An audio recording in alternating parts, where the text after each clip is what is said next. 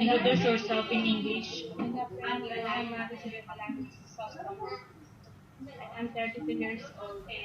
I live in Barangay Santo Niño, Modesto, San Mateo, Rizal. I have two children. I am separated with my husband 7 years. My mother was caring with my child. I am applying for the Malaysia because the salary in Philippines are not enough in my family and I want to earn money.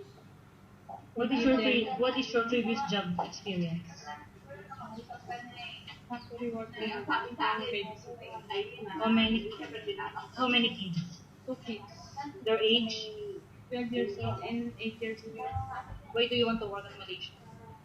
Because the salary in Philippines are not enough in my family and I want to earn money.